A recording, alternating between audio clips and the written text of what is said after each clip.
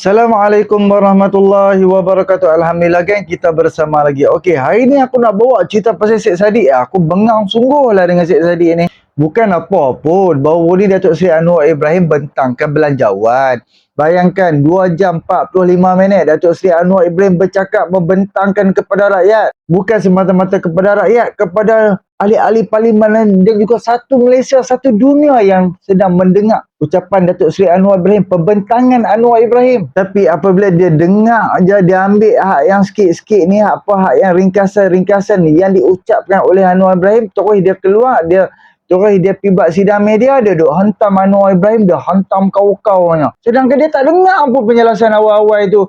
Lain kali Syed Saddiq, dengar dulu, pakai akal, tulis soalan, simpan soalan, tunggu ada masa dengan Datuk Seri Anwar Ibrahim, boleh mencelah, boleh bertanya direct secara dengan Anwar Ibrahim, barulah ambil dengar jawapan. Salah satu ucapan-ucapan dia, persoalan dia hak yang viral berkaitan kereta elektrik yang akan ditukarkan pada tahun depan. Cuba hang tanya, kereta elektrik hang tanya dulu Anwar Ibrahim, sebab apa, kenapa dan mengapa, berapa harga. Sebab baru ni kan kita tahu Tesla dah masuk Malaysia, kemungkinan akan pakai kereta Tesla sebab kita tahu kereta elektrik ni yang salah satu famous adalah Tesla. So lain kali tanya macam mana harga, adakah dapat harga murah, macam mana servis bulanan, macam mana servis, berapa kos setiap bulan, dan bandingkan dengan kereta hak sekarang ni, kereta-kereta yang duk pakai petrol, yang duk kena servis setiap bulan, tanyalah dulu. Tapi apabila hang melihat seseorang ataupun hang berfikir secara busuk hati, ataupun apabila hang dengar ataupun hang tengok seseorang dengan penuh kebencian, dia cakaplah apa pun, semua hang anggap semuanya benci, semuanya hang tak suka, segalanya hang tak suka. Jadi apa yang Syed Saddiq buat ni, dia mengundang respon kepada Lokman Adam dan pelbagai lah hujah-hujah yang Syed Saddiq ni cakap. Dan kita boleh tengok ucapan dia dekat sidang media tu penuh dengan kebencian, penuh dengan pertikaian, penuh dengan apa-apa, semuanya ada di wajah dia. Sedangkan setiap satu isu yang dia bawa, satu pun dia tak dengar penjelasan daripada Datuk Seri Anwar Ibrahim. Gaduh tu pembaziran diteruskan. Mengapa saya kata pembaziran diteruskan? Rakan-rakan media akan ingat pada tahun 2021-2022, panas dalam parlimen, jerit-menjerit katakan bahawa apabila kerajaan masa itu Kerajaan Perikatan Nasional katakan mereka akan buat perbelanjaan tambahan untuk pembelian fleet kereta yang baru untuk urusan menteri, iaitu kereta Velfire. Ingat daripada Proton ke Velfire. Okay guys, ini lagi satulah video yang orang minta saya ulas. Sebenarnya guys, kalau mengenai pembelian EV ni, kalau boleh saya nak mengelak guys. Sebab kalau kita bercakap pasal pembelian EV ni, kita terpaksa bergerak 2-3 tahun ke belakang. Sebab cerita sebenarnya ada di situ. Akan tetapi korang perasan tak satu benda pelik ni? Kenapa dekat parlimen tu YB Syed Saddiq saja seolah-olah yang lantang mengkritik pembelian EV ni? Maksud saya, kenapakah pembangkang tak bersama-sama dengan Syed Saddiq mengkritik keras isu ni? Ni yang saya elakkan guys, daripada nak bercakap nanti buka balik cerita lama. Kalau saya tak cakap dengan korang, nanti korang tak tahu. Korang tahu kan, pada tahun 2021 kerajaan pada masa tu telah meluluskan pembelian kereta Velfire sebagai kenderaan rasmi lah. Akan tetapi setahun selepas itu nak ditukar lagi kepada kenderaan EV. Keputusan ini telah pun didedahkan oleh YB Tuan Ibrahim Tuan Man yang juga merupakan Menteri Alam Sekitar dan Air pada masa tu, yang mengatakan bahawa procurement untuk pembelian kereta EV kerajaan ni akan dimulakan seawal tahun 2023. Sebenarnya, keputusan untuk membeli kereta EV ni adalah seperti mana yang di-outline di dalam Low Carbon Mobility Blueprint yang diterbitkan oleh Malaysian Green Technology and Climate Change Centre, iaitu MGTC, yang formerly known as GreenTech. Jadi keputusan untuk menukar kenderaan rasmi kerajaan ni dibuat pada tahun 2022 hasil setelah dibuat kajian mengenai benefit ataupun kesan jangka panjang apabila kerajaan menukar kereta kepada EV. Antara sebab yang penting adalah kerana government need to lead by example. Lagi satu akan ada spillover effects hasil daripada pergerakan daripada penggunaan petrol kepada EV ni dalam jangka masa panjang untuk membantu mempercepatkan lagi polisi negara kita bergerak ke arah clean environment. Jadi poin saya di sini adalah keputusan yang dibuat pada tahun 2022 tu adalah satu keputusan hasil daripada research dan juga kajian guys. Dia bukanlah satu keputusan yang dibuat hasil daripada suka-suka. Tidak. Dia dibuat hasil daripada proper research. Jadi YB Syed Saddiq kena baca balik blueprint ni. Kenapa? Kena tengok balik kajian ni. Walaupun keputusan tu dibuat pada tahun 2022, kerajaan hanya ada kemampuan untuk allocate bajet tu pada tahun 2024. Jadi guys, moving forward saya fikir penting juga bagi kerajaan perlu menjelaskan apakah rasional kepada rakyat mengenai kebaikan dan juga penjimatan tenaga hasil daripada penggunaan kereta EV ni sebagai government fleet, because we people deserve to know. Alright guys, apa pandangan korang tentang video ni? Saya harap korang dapat belajar sesuatu daripada video ni dan faham perkara sebenar mengenai pembelian EV untuk kenderaan kerajaan ni. Jangan lupa sharekan video ni supaya ramai-ramai orang boleh belajar lagi dan tahu cerita sebenar. Jadi jom kita dengar hantaman, marahan, geraman daripada Lokman Adam. Last kali aku akan ulas dan aku akan respon kepada Syed Saddiq. Jadi saudara, malam ni saya nak mulakan dengan kenyataan yang dikeluarkan oleh Syed Saddiq. Kita bersama saya di studio hari ini ialah saudara Azrul, kawan baik Syed Saddiq daripada dulu. Kan? Saya pilih beliau untuk memulakan ni kerana dia lah orang yang paling banyak rahsia-rahsia Syed Saddiq dia simpan. Juga berada di studio saudara Azlan, saudara Faik, Cik Mimi, saudara Hafiz, mana Hafiz ni? Dan rakan-rakan yang lain. Jadi tanpa melengahkan masa, kita mulakan dengan soalan di studio. Kita akan jawab satu persatu apa yang diperkatakan oleh Saddiq Sigaraga. Silakan. Okey, Tok. Dalam kenyataan Saddiq selepas belanjawan tempoh hari kan, dia menyifatkan yang kerajaan ni seperti menekan golongan M40, golongan pertengahan kerana menarik balik subsidi dan juga menaikkan kadar cukai tu. Komen sikit tu. Pertama sekali saya nak beritahu dengan Syed Saddiq bahawa rasionalisasi subsidi suka tak suka perlu kita betulkan. Kenapa kita perlu betulkan rasionalisasi subsidi ini? Kerana kebodohan manusia bernama Syed Saddiq yang berada dalam kabinet Tun Dr. Mahathir. Sebab apa? Sebab sepanjang tempoh pemerintahan Datuk Seri Najib dulu, kita dah betulkan, kita dah buat apa yang dipanggil sebagai rasionalisasi subsidi ni. Kita dah buat, tetapi kerajaan Tun Dr. Mahathir di mana ada manusia bernama Syed Saddiq di dalamnya ni telah merosakkan, menjahanamkan semua rasionalisasi yang telah pun dibuat oleh kerajaan terdahulu. Antaranya, saudara, mulai 1 Disember 2014, kita telah pun menarik ke semua apa yang dipanggil sebagai subsidi RON 95 dan diesel. Tapi apa yang berlaku tuan-tuan, bila mereka memerintah, saudara, bila Mahathir menjadi ketua kerajaan dan cucu dia Syed Saddiq menjadi Menteri Belia dan Sukan, mereka telah memberikan semula subsidi. Dan kalau dia bagi subsidi ni dinikmati oleh rakyat yang betul-betul memerlukan subsidi, contohnya the B40 dan kemudiannya the M40, kita boleh maaf lagi tuan-tuan. Tetapi pada ketika itu, saudara, 2014, saya nak beritahu, 70% pada ketika itu, belum lagi 75, sekarang baru 75. Subsidi, contohnya subsidi RON 95, diesel dan LPG, nilai dia 22.34 bilion. Subsidi ni 70% pergi kepada M40 dan the top 20. Kerana the M40 dan the top 20 lagi besar kenderaan mereka, lagi kuat makan minyak, lagi banyak subsidi yang mereka nikmati berbanding dengan B40 hanya naik EX5 ke ataupun Kris ke, ataupun kalau ada kereta pun mungkin kereta boleh digunakan seminggu sekali untuk keluar bawa anak jalan ataupun bawa anak pergi hospital dan sebagainya. Mungkin pakai kancil ataupun mungkin pakai Myvi. Myvi pun saya rasa B40 pun tak mampu. Dia punya kos 50 lebih RM1,000, tuan-tuan. Jadi di mana logiknya kerajaan Mahathir telah menarik balik subsidi, telah memberikan balik subsidi kepada golongan terkaya yang menikmati paling banyak subsidi-subsidi ini.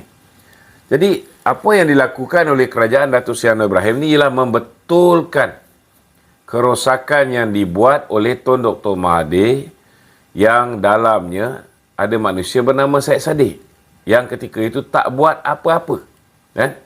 Bila subsidi diberi lebih banyak kepada orang kaya, Syed Saddiq menyepi, tak buat apa-apa untuk menegur tindakan Tun Dr. Mahathir yang menyebabkan hari ini, kalau dulu setakat 68 sen setiap liter disubsidi oleh kerajaan, tetapi hari ini tuan-tuan, RON 95 kerajaan Datuk Seri Anwar terpaksa subsidi sehingga RM1.50 untuk mengekalkan harga minyak di pasaran yang dijual kepada rakyat dengan harga RM2.05.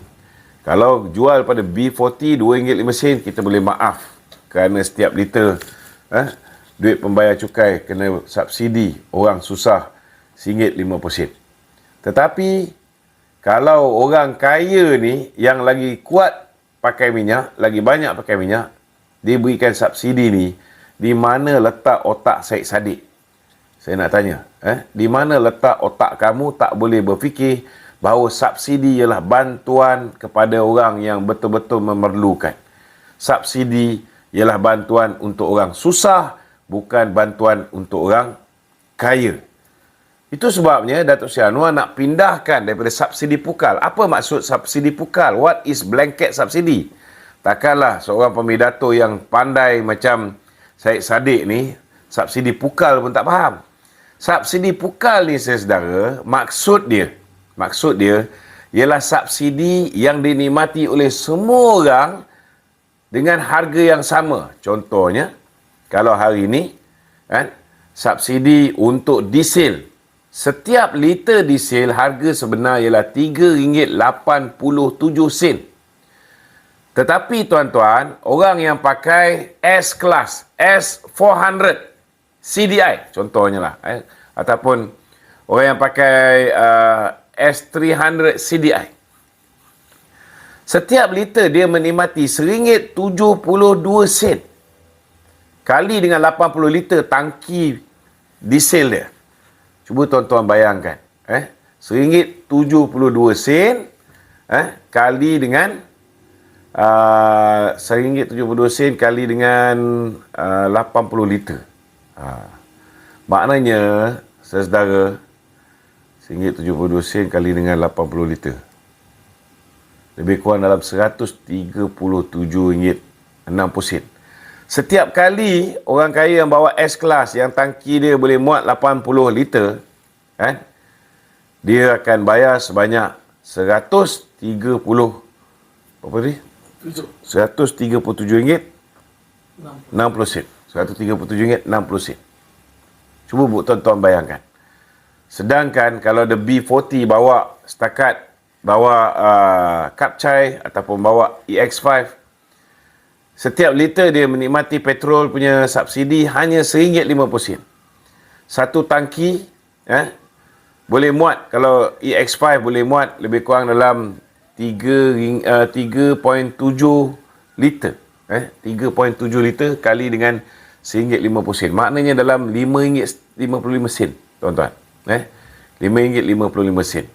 Jadi cuba bayangkan, tuan-tuan, jurang beza di antara golongan the B40 yang menikmati subsidi ni dengan golongan the top 20 yang menikmati subsidi diesel tinggi, subsidi petrol tinggi.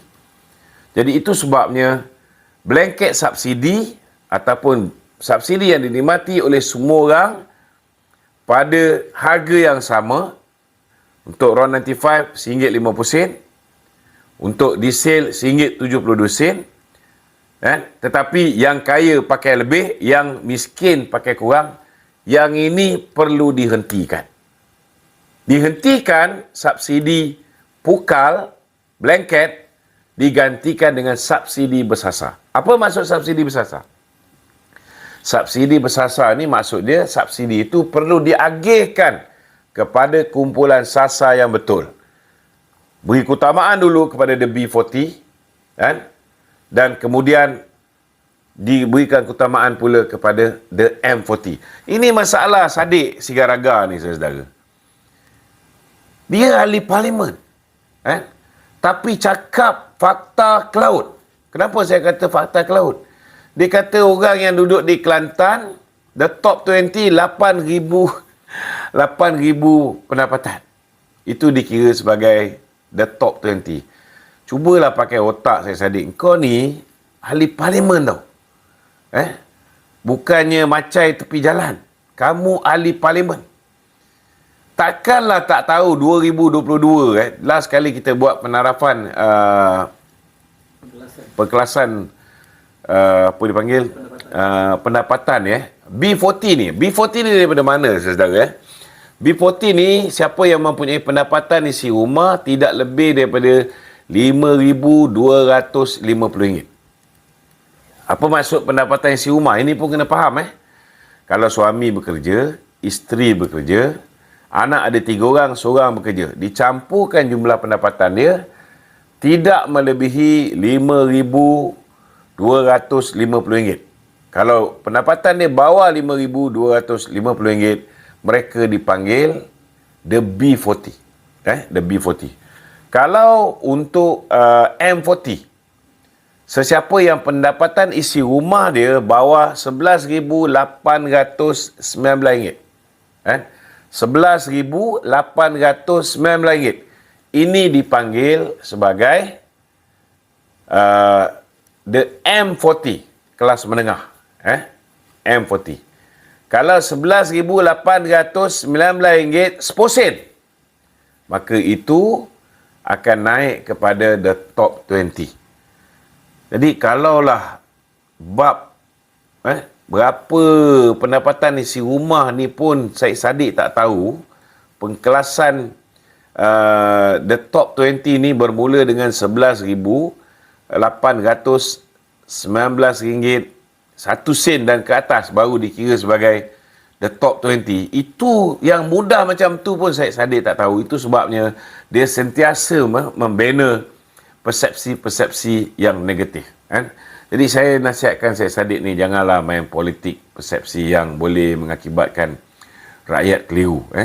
Ahli parlimen perlu ada tanggungjawab untuk menyampaikan perkara yang betul kepada rakyat, bukan dengan menyebarkan fitnah-fitnah yang terlalu low class macam ni. Jadi tolong betulkan fakta kamu tu, Syed Saddiq. Kemudian dia menceritakan bahawa selepas ini kerajaan PMX ini akan hapuskan subsidi untuk ayam dan telur ayam. Saya nak beritahu dengan Syed Saddiq, sama jugalah dengan soal ayam dengan telur ayam. Takkanlah orang kaya yang menikmati ayam, yang makan ayam setiap hari ni, rakyat pembayar cukai ni nak kena bayar dia orang. Orang kaya tanggunglah sendiri.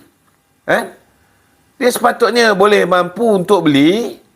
Kalau dia boleh beli Mercedes Benz, dia boleh beli kereta mewah, dia boleh beli rumah besar, takkanlah dia punya apa ni, telur dia punya ayam dia, semua kerajaan kena tanggung. Pakailah otak fikir. Di mana letak pemikiran Syed Saddiq ni? Itu sebabnya PMX dia nak hentikan, dan dia pilih waktu nak hentikan pun dia pilih waktu yang sesuai. Bila waktu yang sesuai? Hari ni ada orang tak bising pasal harga telur ke, dia bising pasal harga ayam. Itu hari ada. Itu hari memang kita tak nafikan. Beberapa bulan yang lalu memang kita ada masalah shortage of bekalan telur, bekalan ayam. Itu sebab bila ada intervention yang dilakukan oleh kerajaan, dan perkara ni telah diselesaikan oleh YB Mat Sabu, YB Datuk Seri Mat Sabu, Menteri Pertanian dan Keterjaminan Makanan. Hari ni orang dah tak bising pasal telur lagi. Orang tak bising pasal ayam lagi, sebab harga ayam pun dah stabil RM99.40 1 kilogram dan ke bawah. Itu sebabnya inilah masa sesuai untuk kita apungkan harga ayam kembali. Kalau misalnya akan datang harga ayam kembali naik tinggi, naik tinggi dan rakyat terkesan tak boleh beli ayam, masa tu kita mungkin akan lakukan intervensi dalam bentuk menambah subsidi yang telah pun ditarik balik dan diapungkan itu. Ini kena faham. Kita tidak boleh terus-menerus, dah harga ayam dah kembali stabil, harga telur dah kembali stabil, kita subsidi lagi orang kaya-kaya ni. Tak boleh. Jadi kita tukarkan kepada subsidi bersasar. Maknanya, penjimatan yang dapat kita buat daripada menarik contohnya subsidi RON95, menarik subsidi diesel, menarik subsidi telur dan ayam, kan? Kita bagi terus ke dalam akaun the B40 dan juga the M40, insya-Allah. Ini apa yang cuba dilakukan oleh kerajaan. Jadi Sadiq, janganlah kau kelirukan rakyat Malaysia ni. Okey, silakan. Okey geng, kita dah dengar penjelasan daripada Luqman Adam. Luqman Adam pun geram gila dekat dia ni kan. Sebab tu Luqman bubuh kau-kau punya. Sedangkan dia pun setiap satu persoalan pun dia tak dengar lagi penjelasan. Setiap satu isu yang dia bawa pun dia tak dengar penjelasan daripada Datuk Seri Anwar Ibrahim Pearl. Bukan main dia duk hantam kau-kau. Sebab apa? Salah satu dia nak populariti lah. Dia nak tunjuk kata dialah yang terpaling rakyat. Dialah terpaling memikirkan soal-soal rakyat. Sedangkan di dalam belanjawan tu dia tak dengar lagi pun penjelasan ataupun perbahasan daripada Datuk Seri Anwar Ibrahim dan juga daripada menteri-menteri ini. Okey, walaupun Luqman Adam dia tak sebut soal kereta elektrik, tapi aku akan bawa juga soal kereta elektrik. Okey, sebagai contoh, kalau maintenance untuk sebiji kereta, kalau yang Datuk Seri Anwar Ibrahim pakai hari ini dan juga menteri-menteri pakai hari ini, maintenance bulanan contoh kita ambil RM1,000. Mudah kan, sebab kena pakai petrol. Itu pun kita tak masuk lagi petrol punya kos. Dan bandingkan dengan kita pakai elektrik, kereta elektrik, kita tak perlu pakai petrol. Kita hanya pakai EV. Kita hanya pakai elektrik saja. Pergi cas. Kan? Datuk Seri Anwar Ibrahim sampai benar-benar nampak bateri kurang, terus cas. Tak perlu isi minyak petrol. Okey. Kemungkinan 3 ke 400 ataupun RM500. Sebab aku ada dengar juga penjelasan daripada orang yang pakai kereta Tesla. Dan dia kata memang sangat-sangat jimat. Dia, sahabat yang aku dengar penjelasan dia ada kereta Skyline. Kalau dia naik Skyline mampu, tak ada duit, tak jalan. Jadi, dia bila macam dia rasa dia nak jimat sikit, dia akan naik Tesla. Sebab Tesla dia tak perlu fikir pun. Tayar pun setahun sekali baru dia tukar. Cuba apa tengok? Cuba apa fikir tengok. Setahun sekali. Kalau dia duk buat kereta-kereta berat, kereta-kereta mewah apa ni, sekejap lah. Tambah-tambah jenis speed lah. Sekejap je. Maintenance of course akan cepat. Dan setiap bulan mesti duk kena servis gila-gila punya. Jadi aku bukan setuju dengan pertukaran kereta ni, tapi pada aku agak berbaloi lah kalau kereta EV pun harga RM200,000 berbanding dengan Mercedes yang diorder dengan harga RM2 juta. Jangan lupa siapa yang order kereta Mercedes yang berharga RM2 juta tu? Muhyiddin Yassin. Dan sampai di waktu Anwar Ibrahim, dan nasib baik Anwar Ibrahim boleh batalkan kereta yang berharga RM2 juta. Tapi tak apa. Sekarang ni pasal kereta EV belum dibahaskan di dalam parlimen, so kita akan dengar sama ada akan dibatalkan ke apakah, tak tahu lagi. Ini salah satu hujah yang dibawa oleh Syed Saddiq. Aku menjawab, aku menceritakan dan supaya kita semua fahamlah. Dan pada pendapat aku, mentaliti Syed Saddiq ni, mentaliti dia ni semua dia nak popular je. Dia nak tunjuk kata dialah terpaling membela rakyat, dialah yang terpaling membela rakyat, dialah yang terpaling merakyatkan diri dia, semuanya dia. Tapi nak abang ambil gambar, rakyat pun tak pernah ambil duit 1 juta pibuh dalam akaun ASB RM50,000. Jadi cuba hamba tengok, waktu dia jadi menteri 22 bulan, Menteri Belia dan Sukan, apakah jasa dia sampai hari ni? Apakah reform yang dia buat? Apakah perubahan yang dia buat? Dan perubahan itu dikekalkan sampai hari ini? Ada? Tak ada. Dan apa yang aku tengok Syed Saddiq ni, apa yang Anwar Ibrahim nak buat? Apakah perancangan Anwar Ibrahim? Semua segalanya Anwar Ibrahim kena pergi panggil Syed Saddiq, kena cerita dekat Syed Saddiq, aku nak buat ni, aku nak buat ni, aku nak buat ni. Hang setuju tak? Setuju tak? Kalau dia setuju, okey, luluskan. Kepala hang. Jadi inilah dia cara pemikiran Syed, macam Syed Saddiq, dia nak semua orang tanya dia dulu. Segalanya orang lain semua tak betul, dia aja betul. Jadi itulah kan, ada aku sebab macam disebabkan Syed Saddiq ni terlalu hipokrit, aku rasa geram sangat dekat dia. Hang bukan main game, hang menang pun, hang menjadi ahli parlimen pun waktu 2018 pun di atas tiket Pakatan Harapan, pengundi-pengundi PKR Amanah dengan DAP yang mengundi hang menang menjadi wakil rakyat 2018. Dan baru-baru ni apabila untuk hadapi 2022 pilihan raya umum pun, hang bersama dengan Pakatan Harapan, dan undi yang hang dapat tu daripada rakyat-rakyat, pengundi-pengundi yang mengundi Pakatan Harapan, bukan semata-mata undi hang. Kalau betul-betul hang hebat, so dipersilakan hang letak jawatan dan kita buat pilihan raya kecil dekat Parlimen Muar. Kalau hang pergi tanya rakyat-rakyat dekat parlimen mana pun, of course mereka nak wakil rakyat mereka menjadi ahli parlimen. Of course, mereka nak punya, sebab mereka tahu bila ahli parlimen mereka menjadi orang kerajaan, akan ada duit. So, bukan main lagi rakyat tempat hang mengharapkan hang menjadi ahli parlimen kerajaan, tahu-tahu hang pergi letak jawatan, hang pergi tarik diri. Of course lah, peruntukan hang akan disekat, akan dipotong sebab hang duduk di pihak pembangkang. So, untuk pengetahuan hang, puluhan tahun dah sebelum ni daripada negara kita merdeka, perbankan tak pernah dapat peruntukan. Betapa baiknya hati Anwar Ibrahim. Anwar Ibrahim panggil, suruh mai berunding. Jomlah kita mai berunding bersama-sama. Apabila ada rundingan, ada persetujuan, of course, duit masuk akaun, hang boleh belanjakan, hang boleh pergi bagi dekat orang mati, hang boleh pergi bagi dekat orang kenduri tahlil, kenduri kahwin. Ni, bila dah tarik diri, duk melalak, hang duduk melalak. Waktu sidang parlimen bulan Jun, awak hantar menjerit. Waktu bulan Mac ke apa, awak hantar menjerit soal peruntukan kepada pembangkang. Kenapa? Bila hang jadi pembangkang, barulah hang duk menjerit. Kononnya hang membela ahli-ahli parlimen pembangkang. Hui. Dan itulah, kalau hampa perasan, hampa boleh tengok sekarang ni dia dah start rapat dengan pimpinan Perikatan Nasional. So kita boleh tengok lepas ni, untuk pilihan raya yang ke-16, of course, dia akan diwakili ataupun mewakili Perikatan Nasional. Aci tengoklah geng. Of course, dia akan bersama dengan Perikatan Nasional sebab dia tahu kalau dia tu parti muda, apa yang dia boleh dapat sangat. Anda kata dia macam dia bersama dengan Perikatan Nasional, kemungkinan nanti Syed Saddiq akan bertanding dekat kursi-kursi DAP lah. Of course, dia akan duduk kat kursi-kursi yang kononnya hak yang biasanya memang DAP kuat. Okey, hak yang Muhyiddin ke PAS ke Hadi ni akan pergi letak dia dekat kursi-kursi yang DAP ataupun PKR ataupun UMNO. Jadi itulah, dia ni memang pada aku dia dah sampai tahap melampau, dia dah macam hipokrit dia. Inilah kan, kita nak cakap macam-macam. So satu lagi aku nak bawa pasal isu ekonomi hak Syed Saddiq ni. Aku tak pandai sangat pun. Aku tak pandai pun soal-soal ekonomi. Sebelum ni aku tak pernah tahu pun soal-soal ekonomi. Apabila aku berpolitik, aku ambil tahu, aku dengar penjelasan orang, aku pun faham soal-soal ekonomi ni.